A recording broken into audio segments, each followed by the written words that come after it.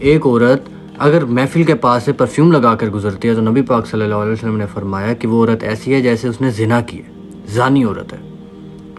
تو یہ دیکھ لیں پرفیوم لگانے پہ اتنا ہے پڑا، تو سوچو بال کھولنے پہ کیا ہوگا، منہ دکھانے پہ کیا ہوگا۔ جو آج بے پردہ ہے، ٹائٹ کپڑے پہن کے پھر رہی ہیں، ان کا کیا ہوگا۔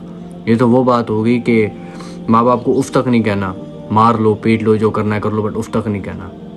الٹی بات ہے نا، جب اف تک نہیں کرنا تو اس میں سب کچھ آ جاتا ہے۔ یہ پرفیوم پہ نبی پاک نے بولا ہے کہ وہ زانی عورت ہے۔ اتنے چھوٹے لیول والے کام منع ہے تو اس سے بڑے تو وہ بالکل نہیں کر سکتی۔ بٹ آج کل کی عورتیں ماشاءاللہ سے پرفیوم اچھے برانڈ سے وہ کپڑے لاتی ہیں اور لگایا کپڑے پہن کر نکل گئے۔ انہیں نہیں پتا ساتھ سے کون گزر رہا ہے کون نہیں گزر رہا، انہیں نہیں پتا کہ ایک مرد کی نظر کتنی گندی ہوتی ہے۔ ایک مرد ہی جانتا ہے کہ دوسرے مرد کی نظر کیسی ہے۔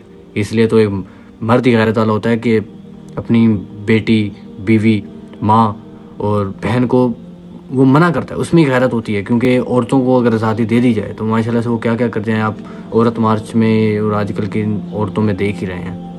میں یہ نہیں کہہ رہا کہ بھائی ان مرد میں غیرت نہیں ہوتی، مرد ایک اس میں یہ چیز نارمل ہے، وہ جس لڑکی کو دیکھے گا اس میں اس کے من میں خیال آتا ہی ہے ایک، بٹ ایک جو مرد میں ہوتا ہے، ہر ایک مرد میں ہوتا ہے، جس میں نہیں ہوتا وہ تو پھر کیا ہی ہے پڑا۔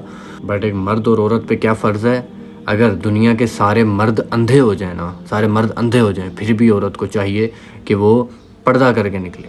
اور اگر دنیا میں ساری عورتیں غائب ہو جائیں نا، ختم ہو جائیں، تب بھی مرد کو چاہیے کہ اپنی نظریں نیچے لے کے چلے۔ یہ دونوں کے لیے ضروری ہے۔ آج کل کی جو عورتیں ہیں کہتے ہیں کہ اگر انہیں مرد کی آنکھیں لگا دی جائیں کچھ دیر کے لیے تو عورتیں اپنے آپ کو 70 پردوں میں وہ کر کے وہ چلے۔ بٹ آج کل کی معاذاللہ عورتیں ہی چاہتی یہی ہیں کہ مرد ہمیں ایسی ہی نظروں سے دیکھیں، وہ ایسی ہی نظروں کو کہتی ہیں خوبصورتی، کمپلیمنٹ کہتی ہیں کہ بھائی ہمیں تعریف ہو رہی ہے، وہ بندہ ہمیں ایسی نظر سے دیکھ رہا ہے، میں بڑی پیاری ہوں۔ معاذاللہ، اللہ تعالیٰ مجھے اور میری بہنوں کو ہدایت دے اور میرے بھائیوں کو ہدایت دے۔ جزاک اللہ۔